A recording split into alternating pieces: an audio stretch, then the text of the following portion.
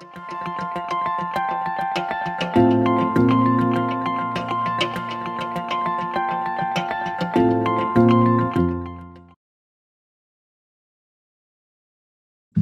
merci beaucoup pour l'invitation. Donc, aujourd'hui, je vais vous présenter un petit peu ce qu'on fait dans le laboratoire, ce qu'on a fait. Donc, l'idée, c'est vraiment d'essayer d'appliquer l'intelligence artificielle ou le machine learning, l'intelligence automatique, à des fins de faire des prédictions dans le UK Biobank pour essayer de mieux comprendre les différentes conditions de douleur chronique. Donc, vraiment, l'idée ici, c'est de prendre avantage de l'idée que la douleur chronique, souvent, c'est conceptualisé comme quelque chose qui est causé ou déterminé par une mosaïque de différents facteurs. Ça peut être des facteurs environnementaux, ça peut être des facteurs génétiques, des circuits cérébraux, ça peut être statut socio-économique. Donc, c'est vraiment différents facteurs, une approche qui est vraiment déterminée par une multitude, une mosaïque de facteurs qui fait en sorte que l'expérience de douleur est vraiment personnelle, vraiment individuelle à chacun des individus. Donc, si on se base sur cette prémisse-là, c'est vraiment un domaine qui est parfait pour appliquer l'intelligence artificielle, pour essayer de déterminer comment on peut combiner ces différents facteurs-là pour faire des prédictions qui sont cliniquement pertinentes à propos du patient. Donc, pour ce faire, on va principalement utiliser le UK Biobank. Donc, le UK Biobank, c'est une super bonne ressource qui est accessible à la communauté scientifique. Et puis, c'est vraiment un de ses principaux avantages, c'est le nombre de participants qui sont inclus dans la Biobank. On parle ici d'environ un demi-million de participants qui ont participé à UK Biobank. Donc, le premier avantage de ça, c'est que c'est vraiment une sécurité naturelle contre ce qu'on appelle le overfitting, qui est un problème souvent dans les études de plus petits échantillons. Un résultat qu'on va observer dans notre échantillon ne va pas nécessairement bien se généraliser à la population du fait que l'échantillon est trop petit, donc le résultat qu'on observe est trop spécifique à cet échantillon-là. Okay? Donc, juste en augmentant la taille de nos échantillons, c'est une stratégie qui naturellement va faire en sorte que nos résultats vont se généraliser plus facilement. Puis ça, c'est vraiment un avantage quand on applique des modèles de machine learning parce qu'ils sont très sensibles au overfitting parce qu'on va utiliser vraiment des approches multivariées où c'est facile de déterminer ou d'halluciner un pattern dans les données. Donc, c'est vraiment important de prévenir ce phénomène-là. Puis le UK Biobank nous permet, de par son nombre, d'avoir une stratégie pour éviter ce problème potentiel. Le deuxième avantage du UK Biobank, c'est qu'ils n'ont pas été sélectionnés spécifiquement pour leurs caractéristiques de douleur chronique. C'est vraiment un échantillon représentatif de la population, puis on leur a demandé de nous informer par rapport à leur douleur. On leur a simplement posé des questions pour la douleur, mais ils n'ont pas été screenés ou sélectionnés en fonction d'une condition particulière de douleur chronique. C'est vraiment quelque chose qui est représentatif de ce qu'on observerait si on prenait un échantillon relativement aléatoire de la population. Donc, on a différentes conditions, puis c'est plus hétérogène comme condition clinique. Donc, ici, on a une ligne du temps, un peu ceux qui ne sont pas très familiers avec le UK Biobank. 9,2 millions de personnes au UK ont été invitées à participer à l'étude. 503 317 personnes ont accepté, okay, mais ont consenti, ils sont venus visiter un site d'évaluation à la visite initiale qui a eu lieu entre 2006 et 2010. À cette visite-là, ils ont pris des marqueurs inflammatoires, des prises de sang, puis de la salive, à partir de laquelle on peut dériver, par exemple, des facteurs génétiques. Il y a eu une deuxième visite entre 2009 et 2013, en fait une première revisite au centre où on a simplement repris des marqueurs pour valider nos mesures. Et puis enfin, à partir de 2014, on a commencé à collecter des données d'imagerie par résonance magnétique. Cette collecte de données-là est toujours en cours. Et on a atteint 50 000 participants. Puis aux dernières nouvelles, l'objectif du UK Biobank était de se rendre à environ 100 000 participants.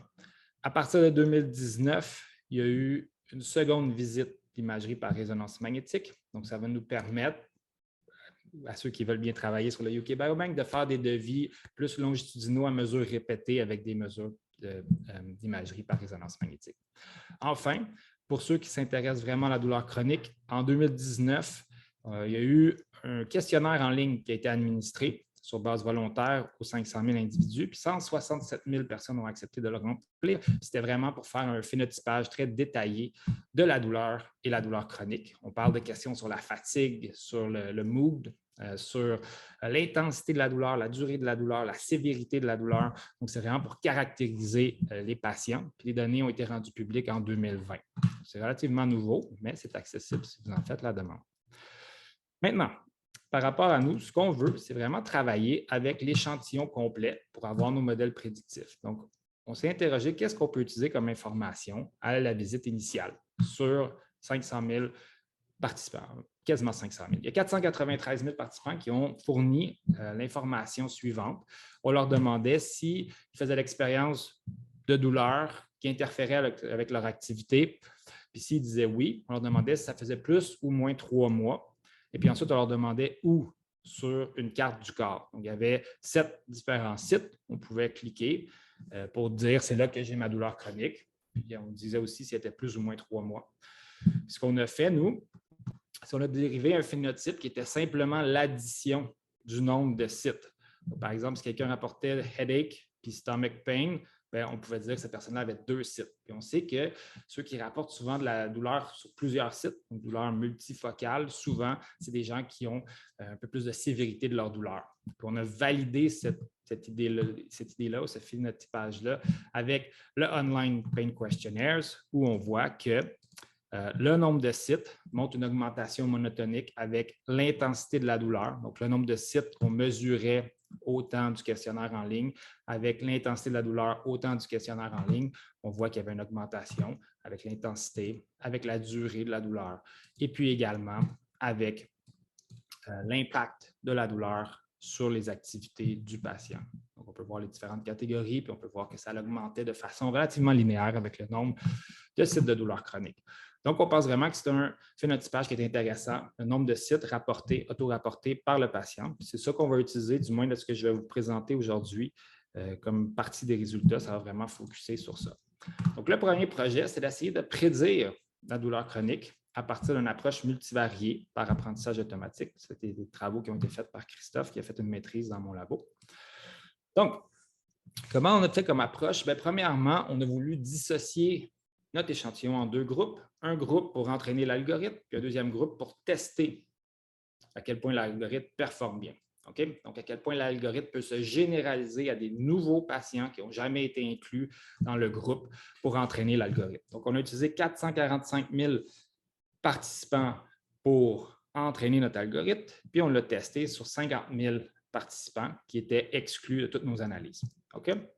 L'avantage de l'approche, c'est vraiment que ces 50 000 participants-là étaient également ceux qui sont revenus pour la visite de suivi, qui ont eu une visite d'imagerie par résonance magnétique. Donc, avec ça, on peut faire des leviers longitudinaux chez ces 50 000 personnes-là. Donc, on peut valider notre modèle en cross-sectionnel, puis on peut également essayer de faire des prédictions en longitudinal, en intra-individuel pour savoir qui va développer de la douleur chronique et puis qui ne va pas en développer, par exemple. Donc, ça ici, on peut voir notre modèle. On a les 99 variables qu'on a rentrées. Je ne vais pas toutes les nommer, mais c'est assez représentatif et assez exhaustif de ce qui était disponible dans le UK Biobank. Et puis, on voit ici que l'approche multivariée va donner un poids à chaque variable. Puis ce poids-là va permettre de faire la prédiction qui a été optimisée. Donc, comment ça marche? C'est dans l'échantillon de découverte, le training set qu'on appelle. L'algorithme de machine learning va apprendre par lui-même c'est quoi la combinaison optimale pour faire la prédiction. Puis ensuite, on va appliquer cette prédiction-là aux individus du test set pour valider chez des nouveaux patients si ça fonctionne vraiment ou si c'est un problème d'overfit, comme j'ai présenté au début. Donc, on peut voir les poids les plus importants étaient la fatigue, beaucoup, l'insomnie, difficulté à se réveiller, puis un facteur protecteur était la capacité à générer de la force, grip strength. Okay? Donc, quand on applique ça chez nos patients, on peut voir qu'on était capable de prédire le nombre de sites de douleur auto-rapportés chez les patients du test set, surtout ceux qui rapportaient de la douleur chronique en rouge, et un petit peu moins ceux qui rapportaient de la douleur aiguë. On peut voir ici qu'on essaie de discriminer à partir de chacun des sites séparément les patients des sujets contrôle. On voit qu'on peut quand même super bien performer indépendamment du site où la douleur était rapportée. Donc, le modèle se généralisait bien à travers les différents sites et puis performait spécifiquement bien, particulièrement bien pour la douleur qui était rapportée sur l'ensemble du corps. On peut voir ici le Cohen's D, la taille d'effet. On voit que 0,5, c'est une taille d'effet qui est médium, et puis 0,8, c'est une taille d'effet qui est considérée comme bonne, forte. Donc, on a des résultats jusqu'à 1,5, puis on peut aussi évaluer le modèle avec l'air sous la courbe. Okay, on peut voir que pour les conditions chroniques à droite, c'est plus facile à prédire que les conditions aiguës à gauche. On peut voir qu'on va de 0,7 à 0,88, dépendamment de la condition. 0,88 étant une prédiction qui est considérée comme extrêmement performante, puis 0,7 considérée comme bonne. Donc, notre modèle fonctionnait bien. Mais la question qui est peut-être plus importante, c'est vraiment de se demander, est-ce que dans le temps, on peut prédire si l'individu va développer de la douleur chronique ultimement ou s'il va recouvrer ou partiellement recover de sa douleur? Donc, ce qu'on a fait, c'est qu'on a utilisé une approche entre les deux visites. Donc, si on focus sur la matrice, par exemple, ici à droite, on voit le nombre de sites de douleur qui est rapporté à la visite initiale sur l'axe des X, et puis le nombre de sites de douleur qui est rapporté sur la visite de suivi, sur l'axe des Y. On peut voir, par exemple, que quelqu'un qui ne rapporte aucune douleur à la visite initiale, 4 sites et plus à la visite de suivi, exprimait très fortement notre facteur de risque multivarié, alors qu'inversement, un individu qui rapportait 4 sites et plus à la visite initiale et puis qui ne rapportait plus à la visite de suivi, exprimait négativement notre facteur de risque. On peut voir ici décomposé par -4, -3, -2, -1, pas de différence longitudinalement. Et puis, on peut voir ici, quand la douleur augmentait, on peut voir le facteur de risque qui suivait vraiment la progression. Donc, vraiment, on était capable, en longitudinal intra-individuel, de faire des prédictions par rapport à la douleur, comment ça allait se développer dans le temps. OK. Maintenant, je vais prendre les quelques dernières minutes qui restent. Je pense qu'il me reste 3-4 minutes pour passer plus au niveau de l'imagerie cérébrale. C'est vraiment ce sur quoi j'ai travaillé, ma formation. Donc, c'est vraiment d'essayer de développer des marqueurs cérébraux qui peuvent diagnostiquer, par exemple, la douleur chronique ou prédire la douleur chronique. C'est un travail que Matt a fait dans mon labo. Donc, ce qu'on a fait, on a utilisé les données qui étaient accessibles dans UK Biobank, des données de diffusion, mesure l'intégrité de la matière blanche, l'anatomie, la structure du cerveau, les connectivités fonctionnelles entre les différentes régions du cerveau à partir desquelles on peut générer des réseaux, représentation par réseau. Je ne vais vraiment pas rentrer dans ces détails-là ici, mais juste pour dire que ça existe. Et puis ensuite, on a extrait une signature validée qui a été publiée l'année passée dans Nature Medicine par un groupe externe indépendant de nous. Donc, ce qu'on a fait, c'est qu'on leur a demandé leur signature, on a reprocessé les données, puis on a extrait l'expression de cette signature-là chez les patients qui se sont soumis au protocole d'imagerie. Donc, je vais juste présenter une partie des données. Ici, on peut voir les relations univariées entre chaque région puis le nombre de sites de douleur rapportés par le patient. On peut voir ici le petit dash line, c'est vraiment le seuil pour que ce soit significatif en corrigeant pour le False Discovery Rate, FDR Corrected. On peut voir qu'à peu près 28% des mesures du cerveau sur cette taille d'échantillon-là étaient significatives le nombre de sites de douleur chez les patients. On peut voir principalement des mesures d'épaisseur corticale, cortical thickness, des volumes sous-corticaux, différentes mesures d'intégrité de l'anatomie du cerveau. Pour la diffusion, les fibres de matière blanche, l'intégrité des fibres de matière blanche, on peut voir qu'on avait à peu près 30% des mesures qui étaient significativement associées à la douleur, puisque pour la connectivité fonctionnelle, on allait chercher jusqu'à 50%. Parce que l'échantillon était quand même assez gros, donc des petits effets vont sortir significatifs. On peut voir que 86% de ces connexions-là étaient entre le brainstem, donc le tronc cérébral et puis le cervelet. Donc, je vais passer par-dessus ce résultat-là, sauf pour vous dire que sur la connectivité fonctionnelle, ce qu'on a observé qui était intéressant, c'est que la majorité des connexions montraient une diminution de connectivité fonctionnelle, donc une disconnectivité en fonction du nombre de sites de douleur. C'est vraiment intéressant, beaucoup de résultats significatifs, mais la vraie question qui nous intéresse, c'est est-ce qu'on peut utiliser cette information-là pour pour faire une prédiction qui est cliniquement pertinente. Jusqu'ici, c'est juste du descriptif. Est-ce qu'on peut prédire, en modélisant les données avec l'intelligence artificielle ou l'apprentissage machine, pour faire une prédiction, un biomarqueur? Donc, on a utilisé différents algorithmes. Je vais juste vous en présenter un qui est basé sur une régression logistique.